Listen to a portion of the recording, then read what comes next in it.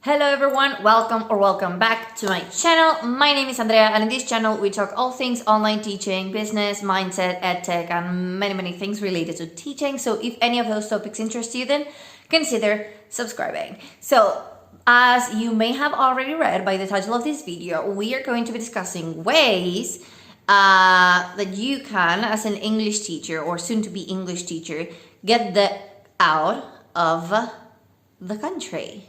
So, without further ado, let's start. So, before we start, I'm just gonna say that I have my notes here so that I don't miss a single thing. So, if you see me looking this way, it's because I have my notes. So basically, there are many different ways of getting out of your country, but I'm just gonna mention some of the most common ones, and I will try to give at least some background information about each of these options. However, if you would like me to talk about any of these in detail, then do let me know in the comments, or you can also DM me on Instagram. I'm going to leave the link to my Instagram in the description box, so go there, follow me, ask me any questions you have, and yeah, so now let's start. So the first thing is, and I believe that this is, it doesn't matter how old you are, like if you are 18 or if you're 40, if you're 45, I believe that this is one of the easiest way of in getting out, because if you're on a student visa, this is the way, like if you're on a student visa, you will have to you will have to apply to study at a university abroad. You choose the country, of course. You will have to get all of the requirements, so that might be like one of the most difficult things to do. And sometimes, depending on where you want to study, you will also have to show proof of basically that you have the means to at least survive throughout your stay there. However, I'm saying that this is one of the easiest because there are, from what I know, there's no restrictions when it comes to age, which the rest of, the others may have some sort of restriction when it comes to age. Except for the last one. So the last one, just stay until the end of the video because the last one applies to basically anyone.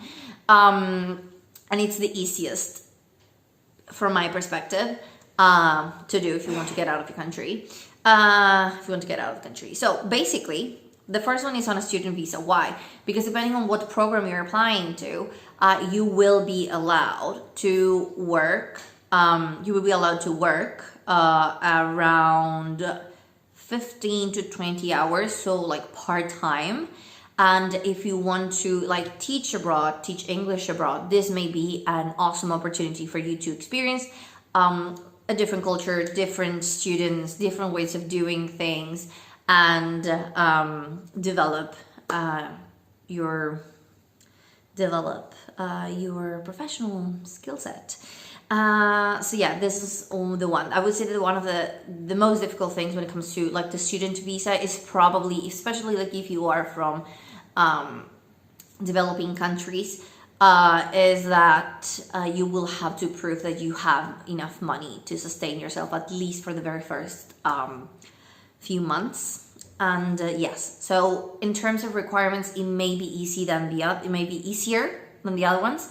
But sometimes you do have to show proof, or you will have to pay something up front.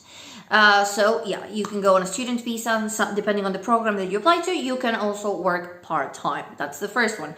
Now let's move on to the second one. And this only applies to people, depending on the country that you want to work in,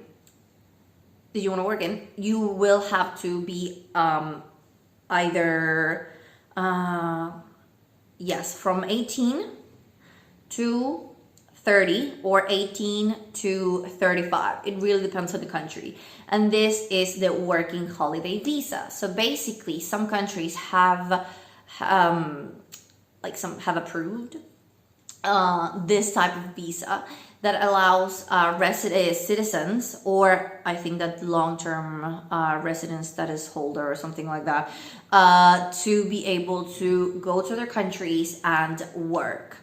Technically, the main objective of these types of visa is that you are there to, it's not because you're there to work, it's because you're there to like experience the culture, travel around the country, and the working part of it is just so that you can pay for all of that. However, there are people that just go there and work full-time or part-time throughout their entire visa. There are some countries that do have an age restriction, and there are some countries that have limited, like there is a limited amount of a limited number of visas that can be approved within a year, and this also really depends on your citizenship. So for example, if you're Argentinian, there are, I don't know, like 3,000 visas available every year. If you are Chilean, it would be 1,000. If you're Italian, there's an unlimited number of visas if you hold an Italian passport. So that's also something to be careful. So depending on your passport, there are different requirements. And then there's also the age thing. Some countries give this visa to, I mean, if you meet the rest of the requirements, you have to be between 18 and 30 or 18 and 35. This really depends on the country, so you really have to do your own research. If you'd like me to talk more about this, then just leave a comment down below and I'll make sure to do a video on that. So then that's the working holiday visa. Once you have your visa approved, then you are welcome to go to the country and work there, either part-time or full-time. It really depends on the country that you're applying to and what, of course, the legislation is. But that's also a great way of getting out of the country. And if you want to work as a teacher there, you can work as a teacher there. Or if you want to work as something else, you can absolutely do that, as long as you follow the guidelines and you follow basically what you're supposed to be following. Then the next one is a work visa, which in my opinion, it can be one of the easiest to get, and sometimes it can be one of the most difficult to get, because it really depends, first of all, where you're from. Because if you have a Latin American passport, and only a Latin American passport, and you want to go to like a Latin American country, then that's something that's like doable. However, if you have a Latin American passport and if you want to go and teach like in Japan or Korea, then it's highly unlikely that's going to happen. I'm not saying that it's impossible, but it's very unlikely to go and work there on a work visa. It really depends on what you want to do there. It really depends on the job description and everything. But for teachers, it's highly unlikely if you hold a Latin American passport. If you have if you have a passport from the United States, a passport from Canada, then it's way easier. And yeah, basically certain countries just welcome you, and the requirements are minimum. So that's also something to take into account. There are some countries, however, that do help people who have the minimum requirements, who meet the minimum requirements to get a work visa. These countries they can be like Latin American countries, they can be countries probably like in the north of Africa, some countries in Asia. They also they are also able to help you with a work visa, but it really depends on not only the country's legislation, but also on the willingness of the institution to help you get a work visa. Because sometimes it's easier for them to hire someone from a different country than to hire you, because of there's legislations and there's nothing to do about it. There's nothing we can do about it, seriously. And then the next thing is, if you are able to get citizenship from a different country, for example, if you are a Chilean or if you're a Uruguayan and you want to work in, I don't know, in Italy, you want to work in Belgium, you want to work in Germany, and you want to work there long term, not just on a working holiday visa, on a student visa, or a work visa, then and if you have the possibility to get a citizenship, then I highly recommend you do that. Why? Because there are certain things that come easy if you have a certain citizenship, as I have said before. So if you have, let's say that if you have an Italian passport, it means that you're part of the EU. So which means that you are able to work within the EU with little to no issues. So that's also something to bear in mind. If you are able to get citizenship, either because your parents or because your grandparents were from an EU country or were from a different country, let's say they were from the US or Canada or whatever, if you are able to get that citizenship, it opens a lot of doors. So do take that into account. I cannot speak about that because I have never done that. I just have one citizenship and I have no idea how to get like a different citizenship because I've never had to do that.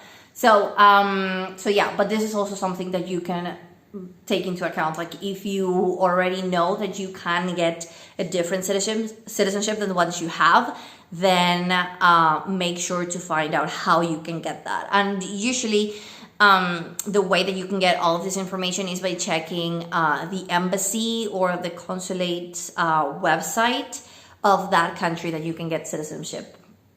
Okay, then the next one is volunteer programs. But this, I would say that it only applies if you want to like gain experience abroad, but at the same time, you don't mind not getting paid or getting paid very little for what you're going to be doing.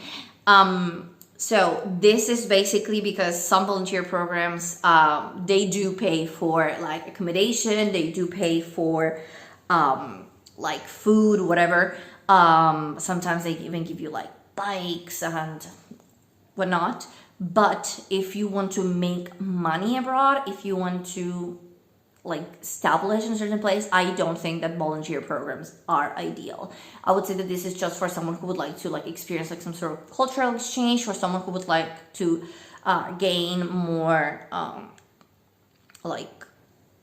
basically someone who would like to work on who would like to be a volunteer, who would like to work with people, who would like to do something different. But if you want to make a living out of it, I don't recommend it, because the programs that I have seen at least pay you very little, or sometimes these programs ask you to pay for volunteering. So that's also something to bear in mind. So this is basically, if you want to get out, you can do so by volunteering. But if you want to make money, I wouldn't say that this is like a good way of doing that. And then the last way is basically working online, which is basically something that I talk a lot about in this channel, which again, if you would like to know more about that, then just leave me a comment down below and I'll make sure to record something regarding that, apart from all the things that I do have. So basically, why do I say working abroad? Because you can literally work from anywhere, as long as you have a computer, as long as you have a good internet connection, probably like a nice setup, like, I don't know, headphones, a nice camera. You can literally work from everywhere. And also, one of the things that I do enjoy about this is that you can do so from the comfort of your own home. And if you are able to get students from certain countries, or like the USA, like the UK, Russia, China, probably like Brazil, sometimes you can make good money working with these students and living in a country with a low cost of living. If you'd like me to talk more about that, then of course leave a comment down below and I'll make sure to address that in a different video. But this is also something that you can do, and I think that this is one of the easiest ones. One, because basically anyone has, I mean, not anyone, but like a lot, if you're a teacher, it's highly likely that you already have like a sort of like a laptop, like a working laptop, and a headset, a mouse. So you already have all of these things. The only thing that you may need is just to get started and get students. There are many ways of doing so. Some teachers prefer to go through the usual way, which is joining websites such as Preply, Amazing Talker, italki. But the thing is that sometimes these websites do not accept your profile because they are like flooded with teachers, or community tutors, which are basically like people who just know the language and are not like teachers per se, nor they are studying to become one. So yeah, that's also something that you can do. Or you can start your own business by using social media, which is again free. Am I saying that it's easier, that it will be, it will take you like 24 hours to do? Absolutely not. It does take a bit of time and it does take a bit of work. But I think that if you start now, it's a great opportunity for you to make a name for yourself. We all start from scratch. So that's nice. But yes, this is also something that you can do. There are many things that are free, like platforms like Zoom, Google, Instagram, Facebook. All of the things are for free, so there is little to no money involved, and you can start and work from home. You can also set your own days, or it's easier for you to decide when you would like to teach and when not to teach. So yeah, that's also one of the things that I highly recommend. It doesn't really matter if you're 18 or if you're 40 or if you're 50, as long as you put in the work, and as long as you just put yourself out there and sort of like attract students to your services and make them hire you. I think that this is like a good way of starting, and you don't need a work visa, you don't need a student visa, you don't need to like get the citizenship. You can just start with a laptop, headset, and of course you gotta know how to attract these students, how to basically how to sell yourself, your services, your personality, your everything, so that they want to work with you, and of course if you want to work with them as well. So these are some of the things that you can do if you want to get out of your country and work as a language teacher. If you would like me to address any of these any of the things that I've mentioned before, then you're more than welcome to leave me a comment down below. And if any of the things that I've said was useful, then leave a like and subscribe to this channel. And I'll see you in the next video. Bye bye!